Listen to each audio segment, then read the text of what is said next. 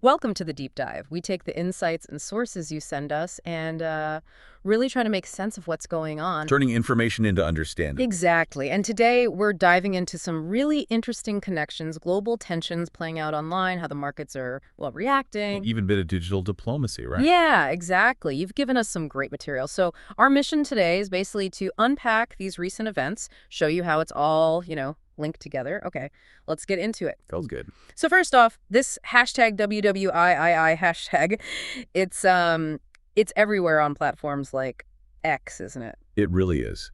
And it's clearly spiking because of the growing tensions between Iran and Israel. That's a heavy topic. It is. Yeah. And what's fascinating or maybe surprising is how Gen Z seems to be dealing with it. It's through dark humor, memes. Right, the apocalyptic loaf jokes, Yeah. the mean remixes. Yeah. It's quite something. Yeah. So what's going on there? Is it just, kids being online? Well, I think it's more than that. It's really about how people process overwhelming news now, especially in this digital age. It's almost like a collective coping strategy. Coping through humor, even dark humor. Exactly. It's a way to manage that anxiety, the stress of these huge geopolitical events. It sort of lets people reclaim a bit of control, maybe. By making it absurd or digestible. Yeah, precisely. Turning something overwhelming into something you can, well, share and even laugh about, even if it's nervously. It builds a weird kind of resilience in those online spaces. Huh. A modern town square, like you said, but for collective anxiety processing.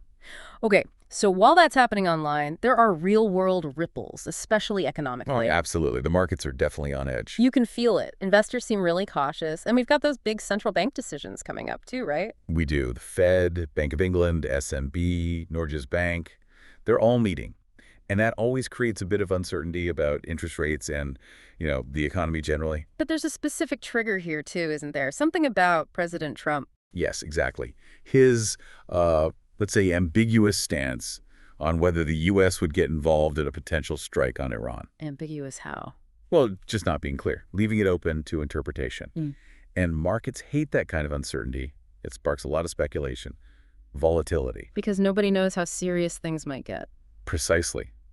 Investors can't accurately price risk when there are big unknowns like that. It affects everything.